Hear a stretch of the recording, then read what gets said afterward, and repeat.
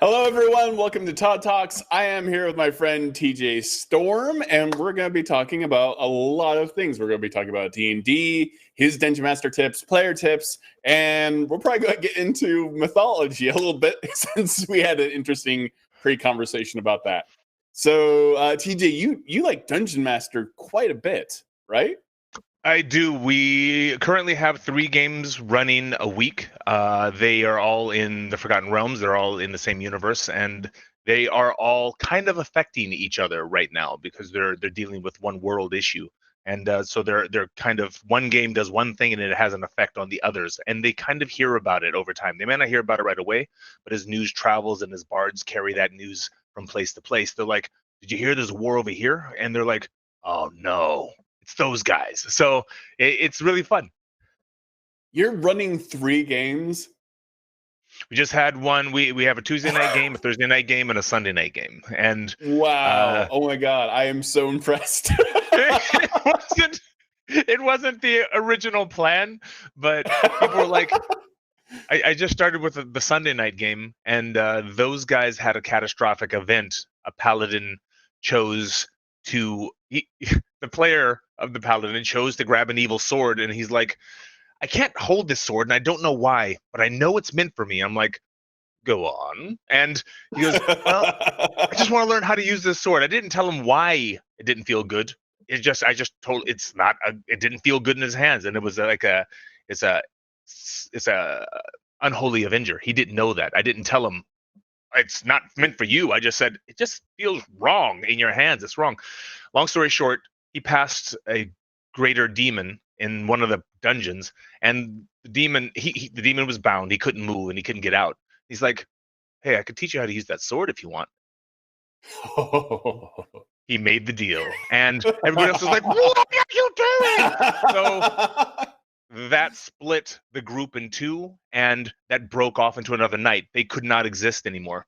One went to hell. Wow, that's interesting. One led the Okay. group, yeah, and then there's a third group now that is hunting the other 2 groups for crimes against whatever. So it's a longer story, but I don't want to go into it. But it is How are fun you not and streaming fun well. this?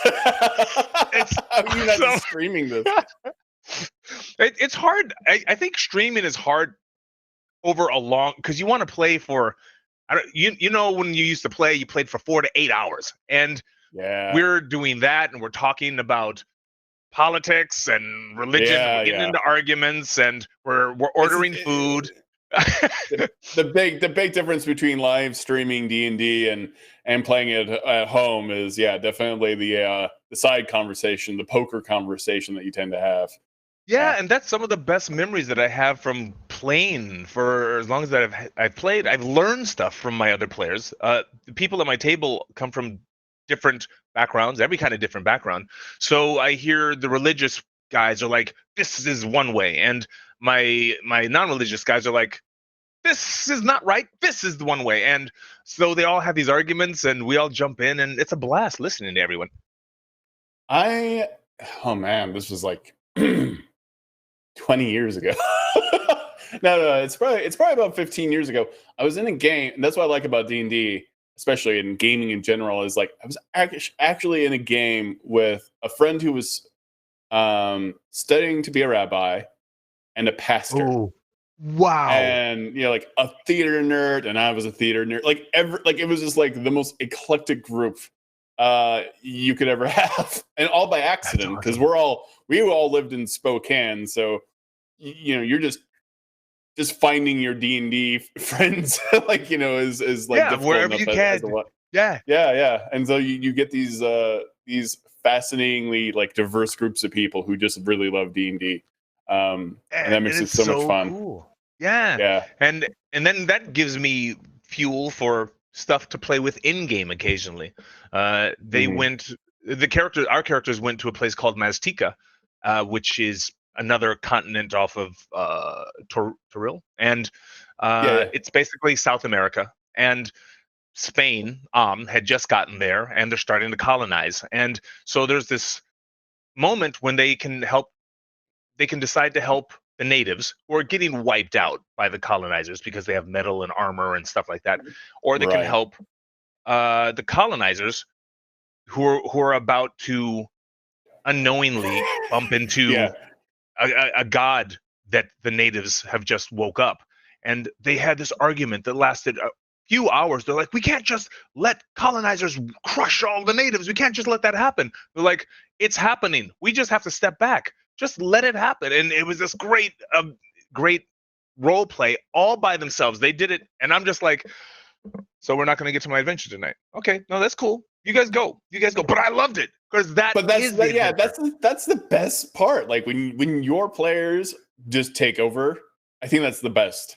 I think that's amazing. When something becomes an argument or a debate, or people just cannot decide what they're going to do next. It was wonderful. You can just like, it's so exciting. Yeah, you get to sit back and watch it happen. It's so much fun. It's like a nice breather as well for a DM.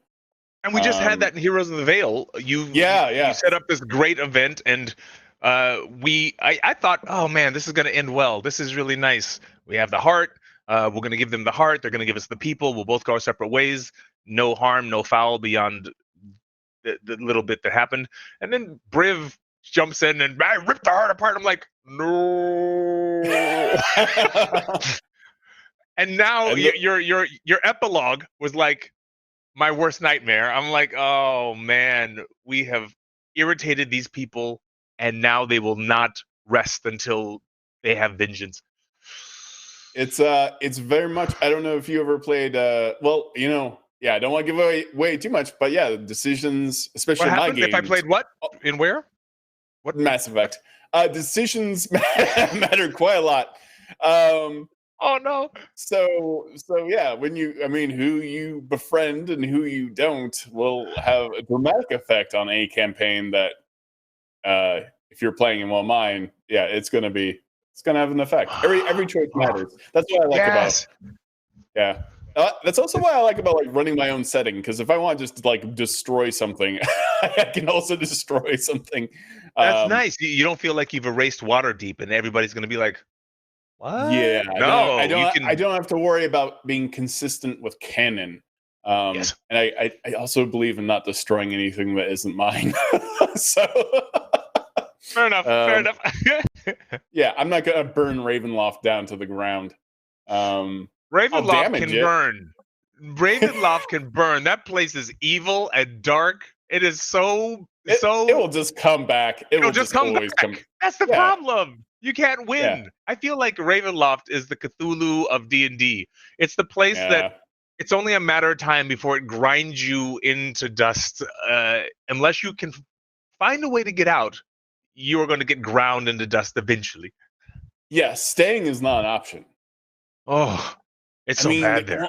The only way I could possibly play that is if I flashed forward like 10 years and people had made deals with the dark powers, to like try to keep the good going, and so that they became part of the problem.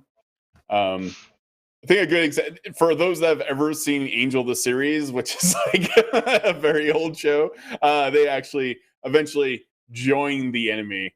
Their corporate evil structure. Yeah. Ooh, and like the fourth, I think the fourth season, they actually join Wolfram and Hart, the evil demon vampire attorneys, and they actually run the show. They're in charge of like the Los Angeles branch, and it's so fun to see to see good people try to change evil from within, and it's such a disaster. So yeah, that's like trying to use the ring for good. Yeah. That works out real well. Yeah. Oh, that's great. Yeah, that always goes well. What are some of your? I mean, given that you just must be on your toes all the time as a dungeon master, that must be great. You must and I also love the idea of 3 games that are interacting. I think that's fantastic. Because do you have a plan to like bring everyone together and have one giant game, like one night? Eventually, yes, because of the world that it's partially set in. Can we talk about other things and other places, other properties and stuff? So I don't know if you've ever heard. Oh, okay, I didn't know. I don't know if you've ever heard of a game called League of Legends, but I play League of Legends. It's a really tough game, really hard, and it's really challenging. I love it. but the characters are fun. So all of these characters are League of Legends characters, and they are all fighting in Oh, that my is. world, and it is epic. They are all I don't know if you know the characters, but they're kind of like Overwatch characters. And Oh yeah, imagine yeah. all of I those know them. characters fighting against each other. Yeah, yeah. So we have Sivir and Aatrox and Braum, and they're all in separate groups, and they're like, so Lux, what are we going to do? And Jennifer Kretschmer, who's in Heroes of the Veil, she plays Lux, this bright, light wizardress, and she's like, oh, we're going to do this, and the stoic paladin Braum is like, okay, let's get it done for the good of the people. And so it's really, really fun. It's really, really epic, and they're constantly bouncing off of each other, and it's really interesting. That is fun. I have often wanted. See, I wanted to do that with Sea of Thieves originally. I wanted to start a seafaring D&D campaign, and Oh, that sounds then awesome. we role play our characters in that, 4 people, and then we move on to Sea of Thieves, where we just keep role playing on the ship in Sea of Thieves, and if we encounter anyone, we just talk as our characters and do what our characters would do. And That's I just thought great. that would be kind of amusing. Yeah. I love that. Like, We have that in this game actually, because they have to. It's important in this game that they get from place to place a little faster than normal, because mhm. realms are humongous and they have to go from here to way over here. So there's 2 characters in League of Legends. One is called Misfortune. She's a red-headed pirate, and one is called Gangplank. They both have ships, and both of those ships are flying ships. So to take a quick break from the main game, I said, you guys roll up some pirates. All right, you are under Misfortune, and you guys roll up some pirates. You guys are under Gangplank. You're going to go steal your flying ship and take it back to your group so that you can fly your group. So that's a side game that we had for a short time, and some of those characters died because they're pirates and they stormed a superior tech ship. But it was a blast, and they are now on. They're both on flying ships going towards their next location, and I do make them work for it. So we have these down periods where it's nothing but travel. But travel can be dangerous. Unless you're flying, you're pretty safe. But Yeah. once you start walking through uncharted territory, it gets a little dangerous, and that could be time consuming. But that's part of the fun in itself, is the adventure of getting to the place, and then the place is an adventure in itself. Well, flying can be dangerous because you are a giant target for some very bad things. Yes, But yes. But I didn't want to say that out loud because they might be watching. They think they're safe right now, so I'm like, fly. You're the friendly skies. what could possibly go wrong? What can possibly Uh, go wrong? what are some of your big dungeon master tips and tricks that you have learned over time? Um, well, for me, I grew up in the martial arts. I've been doing martial arts since I was a little kid, and and I still teach it. And one of my biggest things that I stick to every time is do it until your body can do it without your mind. And I want your body to be on autopilot. And I've been fortunate. D&D was so fun. I didn't know that I was studying it like a med student probably studies surgery text. But after you survived second edition and third edition, your brain is so inundated with rules. And I mean, Mm, just to play the most simple game, you had to look up, because every time. So how does grappling work? It I'm in the book again. Oh right, oppose this plus that minus this, Faco, and add calculus. But after you do that over and over, it starts to get burnt into your brain. So after you have a really strong sense of the rules, after they're on autopilot, you're free to be flexible and play. Some people jump right in and they're like, okay, let's get the storytelling. And then they bump into one of the rules and now they're back in the books. And that's great. That's exactly what you should do. Don't hesitate. Jump right in. As soon as you hit a snag, look up the rule. Okay, great. Because pretty soon the rules will become second nature and then you're going to be fluid. So I do that for the rules and I do that for the world. That's why I don't switch worlds too often. I use the Forgotten Realms because I know the Forgotten Realms. I've read all the novels by R.A. Salvatore and and all of the fun stuff that's happened in the realms over the years. And I feel like I know the characters, I know the climates, I know the conditions, I know the political situations, and that makes it easier to really play in those worlds. So when characters say, "I heard Zental Keep is a nice place," I'll have everybody in the bar go, "No, it is not a nice place. You should go west. Waterdeep is a nice place. Zental Keep is not a nice place." So, and they're like, "Why?" And they have a flavor right away for all of this stuff, and it expands the world. And you can do that just by preparing, and that constant preparation will get you to the same place. What do you find most helpful for not only like new players but also like old school players as well? I mean, you've been role playing for a very long time, and also you act as well.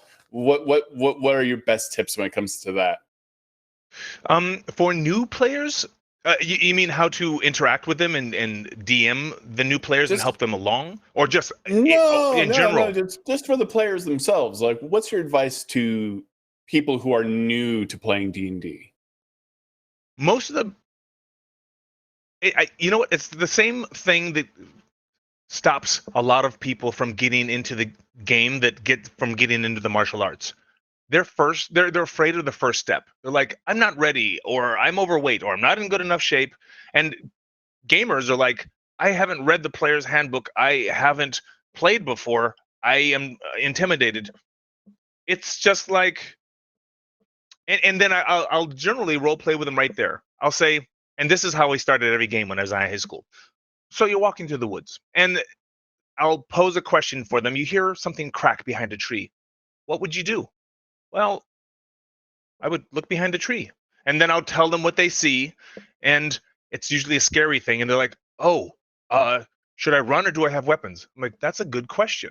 And you're role playing. You're already there, and then they're just like, "Oh, that's it." And I'm like, "Yeah, that's the entire thing." And once you're in, there's always somebody that's a little more advanced than you. They'll help you once we start playing. So they'll just point at the thing on D&D Beyond. They'll be like, "Look right there. That's what you need. You roll a 20-sided and add that number, and then if you hit, you just roll those dice right there. Which ones are those dice? Those are the square ones. That's it. And that's the hardest part of the game, is figuring out which dice it is. Everything else is talk, and it's really easy and it's really fun. So I just take a quick moment to have some fun with them, and that's it. Just jump in, and do that for your life too. What was that movie with Jim Carrey? Was it Yes Man? Something like that. Hmm. He was like, no, no, no, and just say yes. You'll have fun. If you don't, you don't have to come back, but I bet you'll come back. Almost everybody who's tried it is like, "Oh man, this is easy and it's so fun. This is really cool." How long are the campaigns that you're doing right now? How long have they been going We on? this newest one has been going on for a year and a half, almost 2 years probably. The one before this that left marks on the world that they're kind of bumping into, it was called Company of the Bull, and that one was well over 15 years. It's probably closer to 20, but 15 years solid. It was a 15-year campaign. You ran a 15-year campaign. Oh yeah. The main characters ended up kind of being like Moses in Egypt. So they led an oppressed people through the desert and started a new country. Uh, the main character was, his name was Meldakar, and he was a ranger that got turned into a minotaur, so he had massive horns, and then he got a sword named Rage, and then he became half god. So people worship him now, and they're elevating his status, and that event is still happening in Mohorand, which is the Forgotten Realms equivalent of Egypt. And our players, they don't know this, they're going to eventually bump into that situation.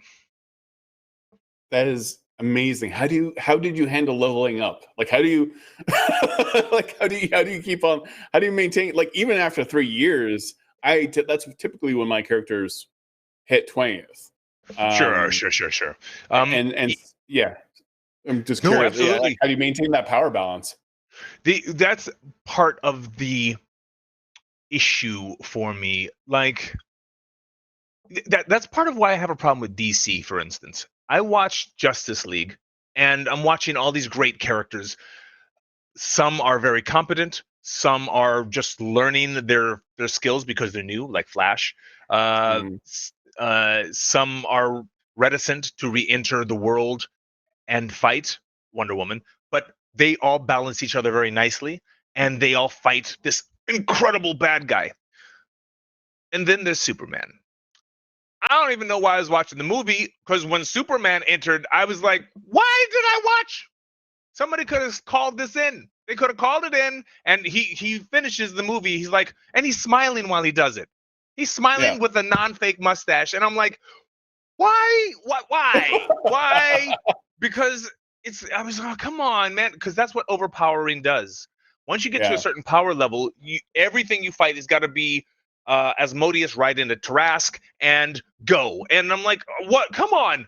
How many times can you do that before it gets exhausting? So for me, I know milestoning is very, very popular, and use it because it's fun, especially if you want to get to the hero levels of 10 and above. I think that's really, really fun. But I still use experience myself. Mhm. And I still use the old rules of leveling isn't automatic. Once you get to a certain level, especially like a name level, 8, 9, 10, now you're part of the world power structure. You're part of the world economy. You're bringing in sometimes 10,000, hundreds of thousands of pieces of gold. You're changing power structures. You're killing dragons. You're offsetting wars. You're starting wars. You have to answer to somebody at some point. And then, even at higher levels, people will answer to you. But to make those connections, you've got to answer to somebody. So I have them go to a place where they have to train. And it starts at like a knight. He's got to answer to a higher level knight, his sergeant, his commander, or his king eventually. And that knight will, by those things, eventually become known to the people as the champion of this person. And then maybe that knight will eventually become the king. But it's not going to be, hi, I'm the new guy that you've never seen, and I've Yeah. popped into this place. The people will know you, and they will start to respect you. And I do the exact opposite in the low levels. When they're low level, nobody respects them, and I don't give them a whole lot of time to think. I'm like, oh, your first level, so the orc is in front of you, what do you do? And they start to look at their paper, and I'm like, 3, 2, and they can hear me counting, and they're like, what's that? I'm like, the orc grabs you by the hair and knees you in the face. He's like, wait, whoa, don't we have initiative? I'm like, now you do, go ahead and roll. And all of a sudden they realize that they're kind of out of control, because the world's not waiting for them at low levels. Later, Right. at higher levels, when they're a badass, at fifth level, they've been through several fights. I said, same fight, the orc is in front of you. What do you do?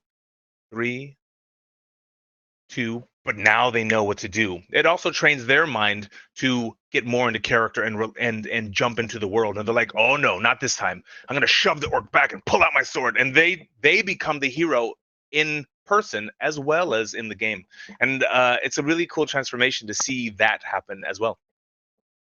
I'm a big fan of adding complications and responsibility, and I think a good like reference for that was even I mean just existing as a high level character is a problem in itself. Yeah. You're not just hiding out and being 20th level. Like someone has to know that you're that powerful at this point, and it's Yes. kind of like that line that Vision has in in Captain America: Civil War.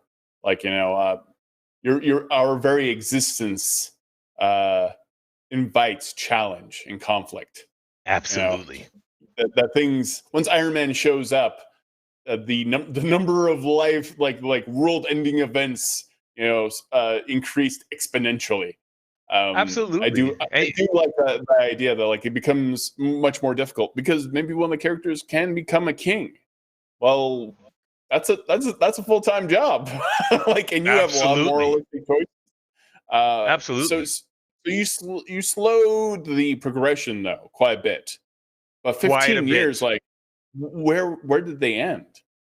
Did you have to start Around, adding like godlike boons and stuff like that to the characters?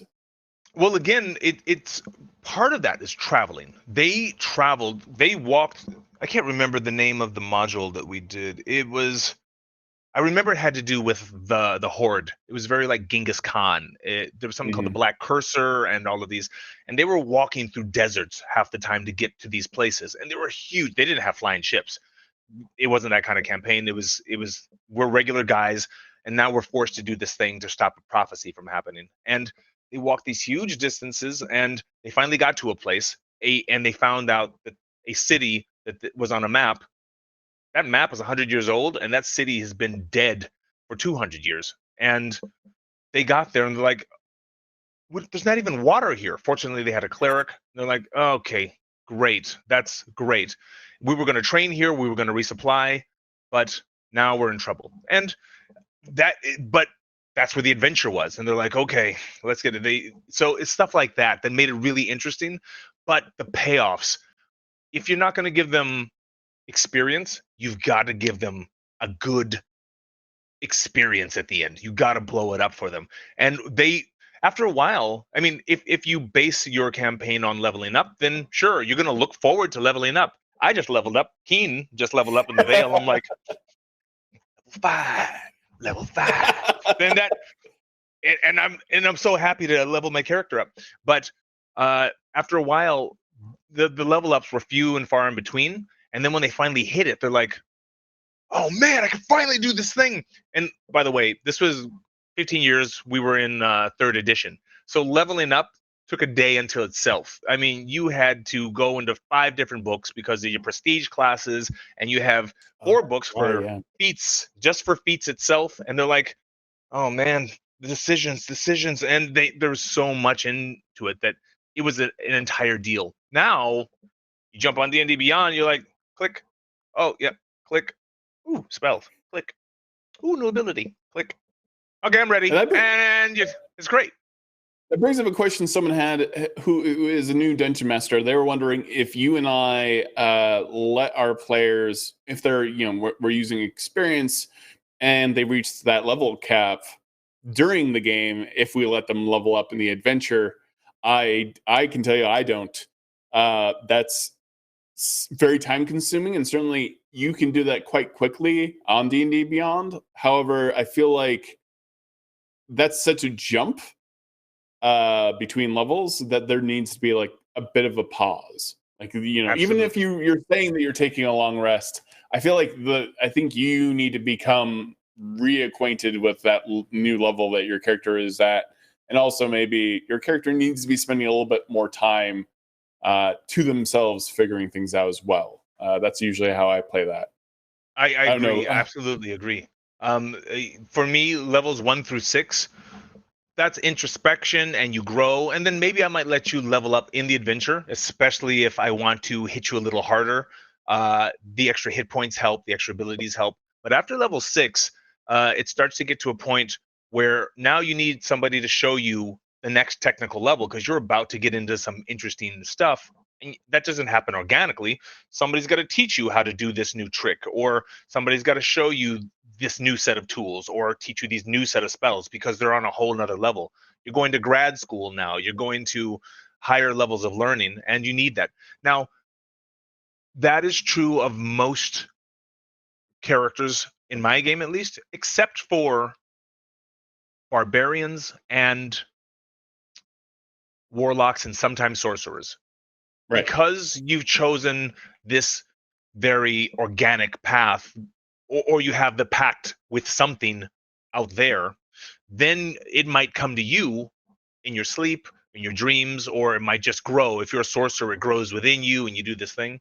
Uh, I'll let that happen a little more organically. Everybody else, they have so much, like fighters have so many weapons to choose from. They're like, yeah, I can do all this. I also make them be part of the power structure, whether they're part of the military or they're part of the knights or something like that. Yeah, you And just even don't.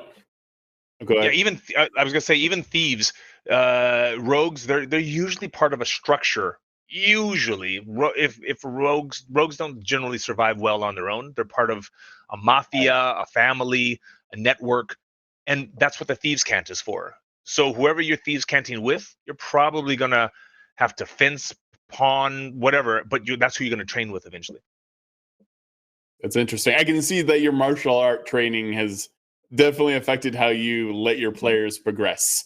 Like Absolutely. you Absolutely. have to earn things, right? And you don't Absolutely. just magically know certain spells necessarily, especially at like higher levels. That becomes a big deal, and that's kind of I feel like that actually increases um the enjoyment, and especially like books I used to read, like in Dragonlance.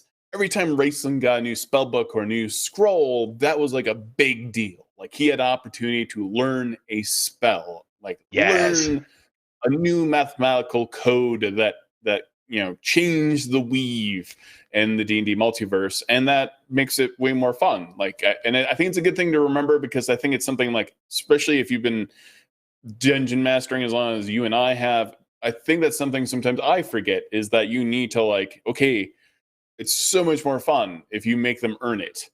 Absolutely. It in that like real world setting, kind of like, okay, well, you have to research, you have to find the spells, and if you can't find the spells, then kind of that kind of Battlestar Galactica, like, just there's a whole episode just about getting water, like like Yes, exactly. every, everything everything has a reason. Like they could have made an episode about like finding a spoon, and that would have been okay for that show. Absolutely. Absolutely. I Yeah. totally agree. And if you look at most of our stories, and we were talking about this about Western mythology earlier, there's always that person, your mentor, the mentor, and it's an archetypal character.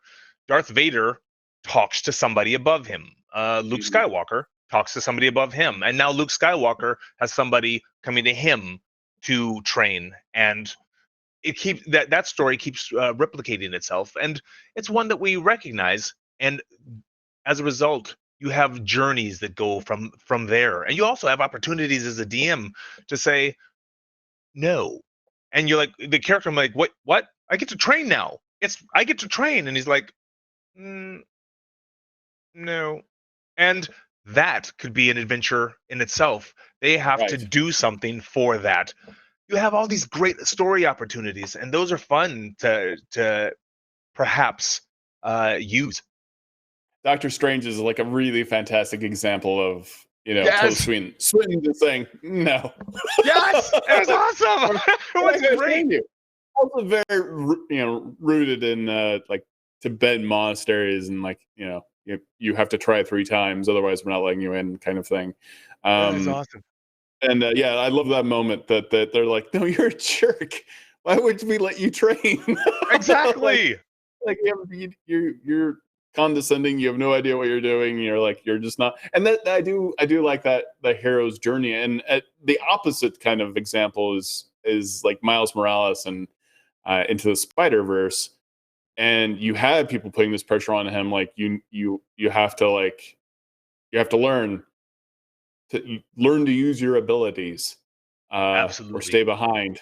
And Absolutely. it's that's an amazing progression type film. And And I if you very haven't much want seen to see. Spider Verse, see it. It is so Yeah, good. yeah. It is so good. Watch Into the Spider Verse. If you have not seen that, then you have definitely you sold your life short. Ah, It's such a good movie. But that is like, that's what I love, like progression, learning experience. And yeah, you've got me on absolutely. board. I that's something I definitely want to focus more on in future adventures myself, is like routing every spell slot into a reason. You know, that's Absolutely. And I do play with that with wizards sometimes too, to drill down even a little bit more. Uh, One of our characters, Lux, her character's name is Lux, went to the host tower of the arcane. She went to go level up, and finally, she's been waiting to level for a while, and she's like, "Oh, come on, let me level." And I'm like, "Well, the host tower of the arcane is in this city. You're in Luskan. You could train there if you want." And now she's got to decide, because they're playing against time for a particular reason. So the longer they spend in a place, the further ahead other people get to the goal. And it's going to take them 10 days for her to train, because it takes time to train too, or used to in the old versions of the game. So Mhm. for her, it was going to take 10 days. And they're like, "Oh man, do we train or do we just go on and be with the level?" And that choice, the game is all about choices, And they're like, but we're going to need her power. We're going to need her more powerful, and she's going to have more access to things that can help us. It might help us skip ahead if she trains. But in the meantime, the other guys are starting to jump ahead. Which is it? Which is it? Well, she ended up training, and as a result, I don't always let you choose your spells because it depends what spells are available. But Yeah, she you may not happened to be find at it. the host. Yes, but she happened to be at the host tower of the arcane, and she's like, "Okay, what spells can I choose from?" I'm like, "You're at the host tower. Open the book and choose." And she's like, "Really? You mean I can choose?" I'm like, "You can choose as long as they're within one of the main books. You can choose." And occasionally, when they find old scrolls, I'll find old spells that exist in earlier versions of the game that people have never seen, and they're like, "Whoa, what's this?" And their mind goes, and they think it's the greatest thing ever. But for this, you could choose any spell, and she did. She chose her own spells, which was the first time she got to do that. And she's like a kid in a candy store. And that moment is worth gold for them to be able to go, "This is awesome! I'll choose this, and I'll have one of these." And I'm like, "Oh, nuts!" So it was really fun, and she worked for that level, and it worked out well most of the time. I'm a big fan of referencing D&D's history, and yeah, there's some key spells. I have built an entire plot point around a former D&D spell that does not What exist anymore. what I was the will not spell called? say. I can't say. Ah, I can't ah, say. Sorry. ah, Spoilers. ah! That's so cool. But yeah, That's cool. I love old school. Even my own character, Avron was he he like, as I often mention, he's a victim of every edition of D&D. So That's awesome. like he remembers it all, and he's just like not like 100%. He's got that John Crichton from Farscape kind of Looney Tunes thing going on because he remembers Thaco. And when I think everyone that is so died, cool. like everyone That got is killed. so Like when cool. everyone had 4 hit points, and like times were rougher then. Yeah. Before the death saves and everything else. So I like playing with that kind of Deadpoolishness, and but yeah, like knowing that history of D&D does help me DM quite a bit now, Yes. and Yes. it's been fun seeing it become increasingly streamlined. But I feel like it's definitely helped role playing a lot, and certainly like apps and programs and things like D&D Beyond have dramatically improved, I think, people's ability to just focus on the role playing. I And can't tell you how happy I am about D&D Beyond for just more than anything for the new players. The new players, they look at the book and they're like, you know how it is. I'll say, tell me what your spell does, because as a DM, most of the time I DM 98% of the time, and because of the game you're running and two other games recently, those were the first times that I played in 30 years. Played. I DM'd a lot, but I haven't played in 30 years. So I don't know player stuff. So if a player says, "I'm going to use whatever it is, Stinking Cloud," and I'm like, mhm. "Well, tell me all about that. What do I need to save? What do I need to know about the area? Go." And the longer it takes you to tell me, that means you haven't actually looked at the spell yourself. And I am going to use that against you. I'm going to make your aim a little off. I'm going to make you roll for things. But if you can just go, "Okay, it's going to be at 60 feet away. I have 120-foot range. It's 40 by 40, and they're going to have to make a constitution save." I'll be like, "Very well." And boom, they're on it, and everything's good to go. But because of D&D Beyond, they got to just click a little boop, and they're like, and great. I don't mind as long as they're on top of the game and they're ready to go. It's wonderful, and D&D Beyond really helps with that. Uh, Otherwise, you're going into the index of the book, saving throw, Stinking Cloud 172. Just what? Hmm, uh, Suggestion. Nope. Uh, Stinking Cloud. And I'm like, everybody is like, "Bro, come on." So Yeah, it really helps. It's one of the best things for a new player, especially. All the buttons are there. It's spectacular. And it's a DM thing for me. I like to bring together a party that has a reason for being. It's in the old style, and I do this sometimes with my veteran players. You would say, you guys make your characters. You make your characters, and then you have to work really hard as the DM to find a reason to bind them together. I gotta tie them together. But in this current game, because they don't all play League of Legends, I was like, okay, here's a small group of characters you can choose from. Pick a picture. I'll tell you about them, and if you like it, I'll build that character for you. So I build the early version of the character. They can take over once they have it, but I build the early version of the character, and I give them a little bit of backstory as to why they may care about the other characters or what their history is. And now the game flows very nicely because they've already have a little bit of a prehistory, and they're like, oh, uh, I grew up with you on the other side of the city and we were rivals, but now we're going to the same thing. And it's easy that way, just for this kind of a game. But it's hard. That's one of the DM's hardest things, is to figure out why we got to keep the players together. And sometimes they'll say, why am I here? Why am I doing this? I don't care. And after years of hearing that, I'm like, hmm. So that's one of the DM's hardest jobs, I think. And you're doing great, by the way. Now we're responsible we're responsible for these freaking people, and we're in a flying castle, which that's pretty dope. I want to learn how to drive this thing. I think that's pretty cool, and I'm having a blast. It's really, really cool.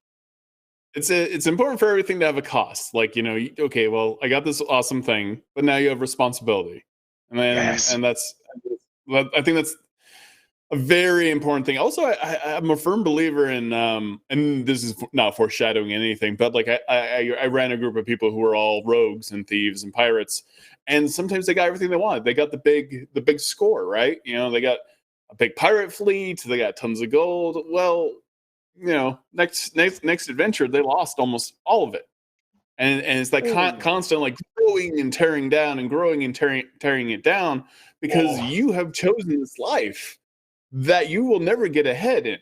Like, it's like what they say about crime. Like, most criminals only make minimum wage their entire lives. When you, like, from score to score, it just wasn't worth it. It wasn't Like, worth it. and so I always like, whenever I'm doing a very roguish campaign, that's one of those things. Like, yeah, you think you're winning, but there's, you're gonna mess it up, or someone else is gonna want what you have. Yes, There's always going absolutely. to be consequences to everything that happens. I'm totally off point. So someone was asking in chat, uh, does being a great player make you a great DM, and vice versa? Uh, That's a complex question. it is.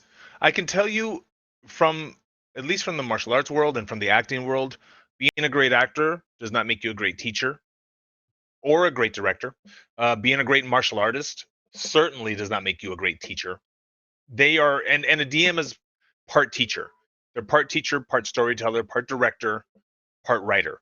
And those are all very separate jobs. And you, over time, will get good at all of them, hopefully. But it takes time, man. And being a great player, I think being a DM makes you a better player, because you've seen the best and the worst examples at your own table. And you're like, Right. okay, I would want to be more like that guy. But being a player doesn't necessarily make you a DM. A player is responsible for one mindset, and a DM is responsible for cultural feeling, background, storytelling, several characters on any given game. Any given game, you're playing 2 to 4 different characters and making up names and improving all of this stuff, and sometimes making stuff up flat on the fly because they went left instead of going right.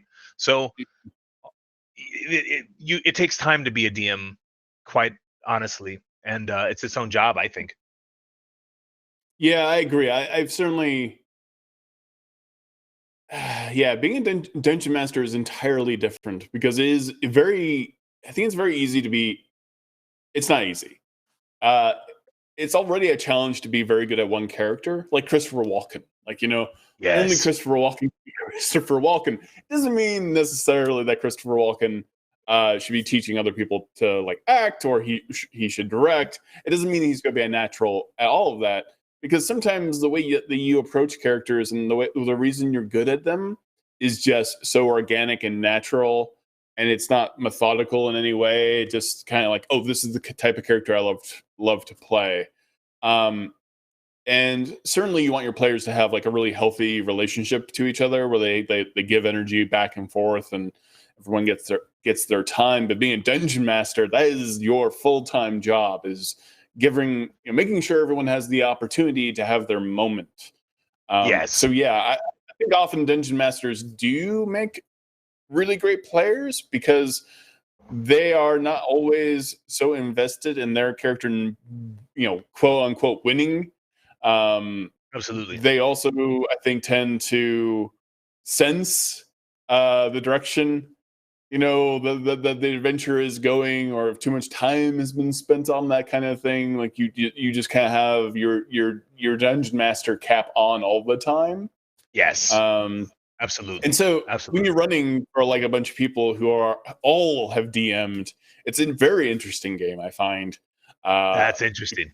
because everyone's at their game. It's kind of like when I was growing up, I had all my friends and I were in theater together. We did theater and film constantly. We all were actors, and we were in Shakespeare plays and Greek plays all the time. And so D&D was how we got better at acting. And uh, Absolutely, it's the best. and so it was never really about the rules and the roles. The roles were great because they were excuses to role play. Um, so yeah, the long story short, yeah, I think dungeon masters very often do tend to be very good players, very funny players, and take sometimes bigger risks.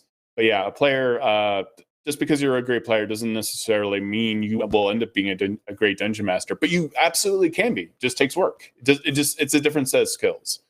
Yeah, Just totally absolutely. But different. that's a really good question. I never really thought about it, but it's a really good question. Yeah, that was a hard one to answer. uh, we have another question. Have you ever run an evil campaign? I definitely have. I knew you were going to say that. I could feel it. Tell us about that. How did Yeah, that go? no. You tell me. Tell me. Have you ever run an evil campaign? Yes, yes. We played a couple. My players, they're all saying the same thing right now, wherever they are. They're like, yeah, we played pirates and we spent a year without a ship. Pirates without a ship. And that's what they were. I started them out off a shipwreck and they're like, "Damn it. All right, let's get inland and get find a new ship." And a year later, they're like, "Just give us a ship." They were furious. But I'll never forget. One of You them have to was earn it. one Earn was it.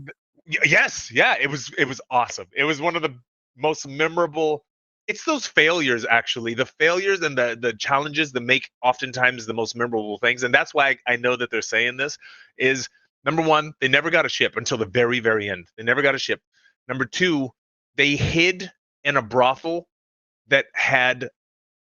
I let one of the players play a character who owned the brothel, and I said, "Go ahead and roll for the general quality of your employees." And he rolled a one, so he had the ugliest employees ever in a brothel, and one's name was Fantasia. So Fantasia was like this, "Yeah, how can I This help you?" And they were just like, smoker's voice. "Ah!" And it was pure awesome. They were crying every night. We were having a blast, and it ended though with one of the pirates was the ship chaplain, and uh, it was a priest of Umberly. Umberly is known as the bitch queen. She is the mean, the evil queen of the seas, and you kind of would worship her to appease her, so you didn't get her attention, and that's what kind of his job was. But they hid away on a ship, and for some reason I can't remember, but there was a good guy hiding with them, and the good guy, for some reason, he said, "Oh, I'm hurt. Can you heal me?" And he goes, and the priest, as the ship was floating away, the priest comes out and goes, "Lay down, my child. Let me have a look." And he laid down, and the priest took his staff and removed the end, and it has an iron spike with barbs, and he jammed it into the good guy's stomach, and he started churning it slowly. And he goes, "I appease you, Umberly. We finally have a ship. Let us pass in Oh, peace." And I was like, And everybody in the room was just like, oh, and you could just feel the heaviness of what evil feels like. And we're just like, ooh, well done. That was disgusting and gross. And at the end of every session, everybody was like, okay, so we get back to the other campaign because that's gross. And they're like, yep, sure, let's go. We're good. But yeah, absolutely. They did all kinds of messed up stuff, and it was pretty heavy. I ran a 3-year evil campaign, and it wasn't evil. 3 years of evil, and it was evil because again, it was a very rogue pirates, that sort of thing, and you can't be in that world without getting dirty. And so everyone was on board with already being these, fairly uh shady characters with, they're all everyone's a criminal. But things have to go wrong. Like if you are attacking another ship, someone who shouldn't have gotten, shot or killed, I mean, it's going to happen, and you're going to have to make Absolutely. choices. And I always made Absolutely. sure the villains, especially, gave them a choice. Like there was a villain they worked with for a very long time, and they knew he was the villain. They hated him, but they never got into combat with him. He would Ah, assist them in their goals. He gave them jobs, and they knew he was the bad guy. And the turning point was when he tried to get them to give up one of their own characters, one of the other players. ooh. And so the players themselves had the debate whether to sell out, of our friends, and basically, have his character killed because he can't fight everyone in the party. And that was like an entire session of like Ah, this debate that's the of whether this, best. yeah, that's what you live for. And so I think evil campaigns can be fantastic.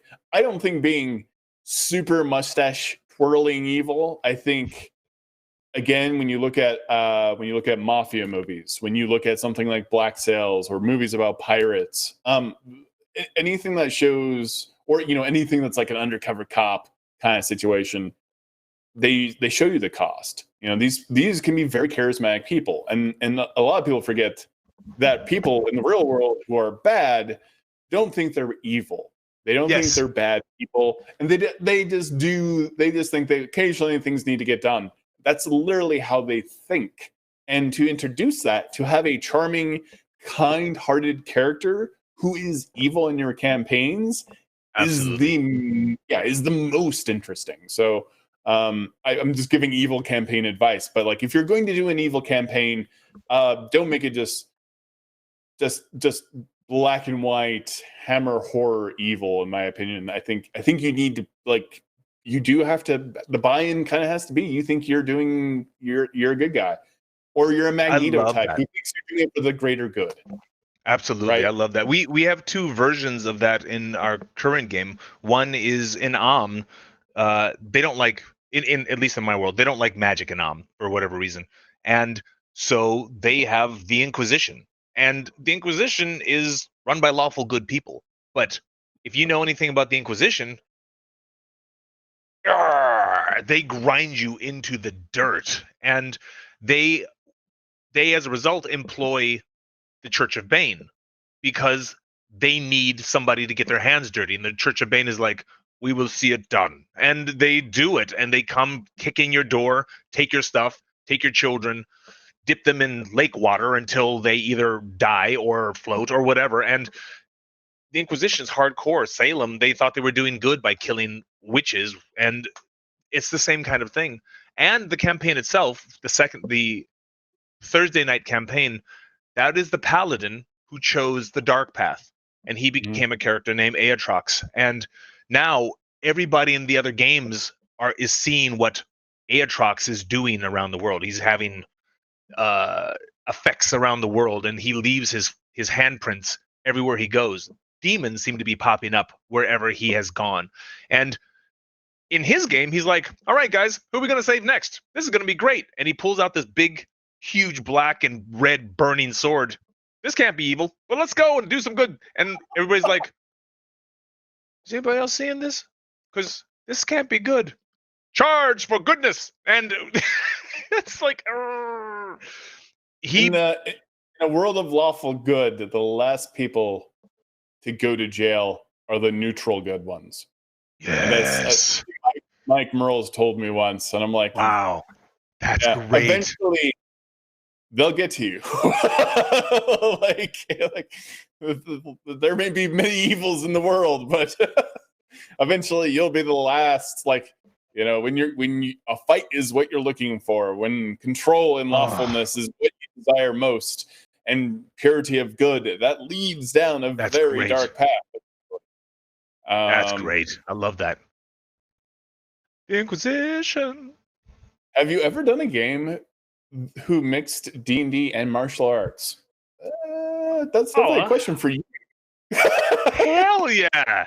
It was again one of the most memorable games. We absolutely had a blast. We took a break during our 15-year campaign to uh, in one of the editions. There's another side of the realms, far on the east. There's a giant desert, and then on the other side of that, it's called Karatur, if I remember correctly. And beyond Karatur, it's Rokugan, and Rokugan is Japan, and Karatur is China. China Karatur is huge, and Rokugan's much smaller and on the edge. And Rokugan is, I think it's its own setting, Seven Samurai or something like that. I can't remember what it's called. Rings, Yeah, I don't. Samurai of the Rings, Yeah, or something like that. yeah. It's been a long time. I still have one of the books.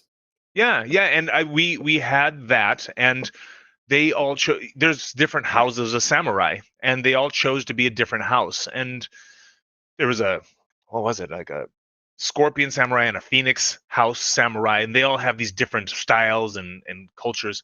And it is really interesting. They were all badass samurai, and there was a couple of martial artists too, like a kinsai, and there's all these guys who could do all this cool martial arts and stuff like that. And they went over the wall. It's kind of the same wall in Game of Thrones, except on the other side of this wall is a hellacious landscape, and that's why the wall is built, to stop everything from that side. And they went over the wall on a Seventh Samurai mission to stop this thing from charging, and they all die. That was a total party kill.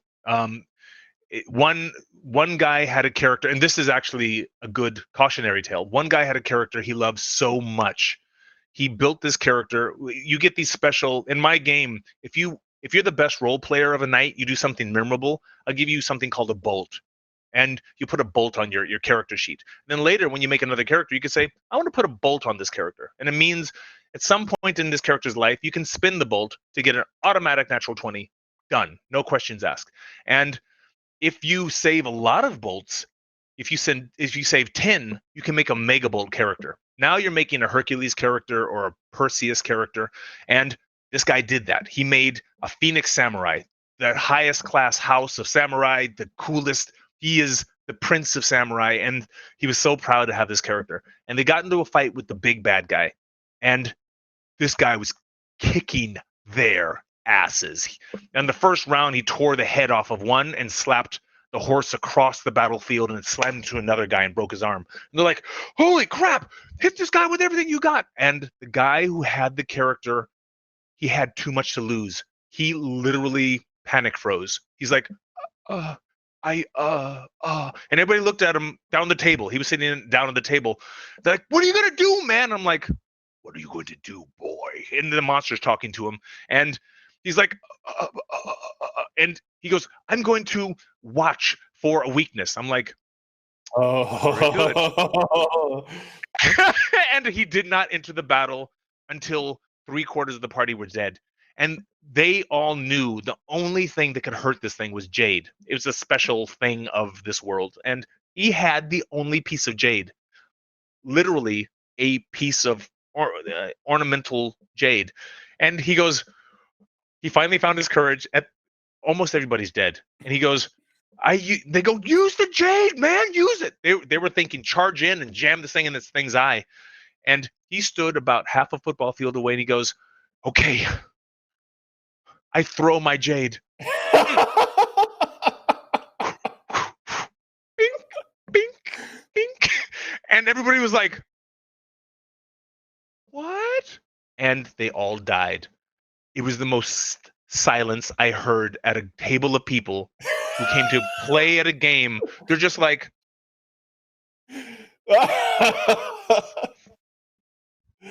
oh, it hurt. It hurt.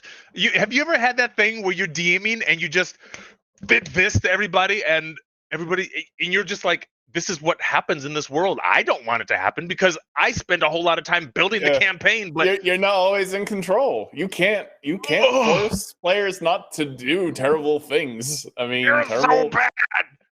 It was so bad. Terrible ideas have terrible consequences. Yes. Well, we are out of time. We need to do this again very soon. Please. There's so much more we could have talked about. TJ Storm, thank you so much for being on the show and being one of my favorite players of all time. You're so delightful, and you such amazing Dungeon Master tips and player tips today. Thank you so much. Thank you, Todd, for having me on, man. All right, I'll talk to you Wednesday. Thank you everyone for watching. Thanks, guys.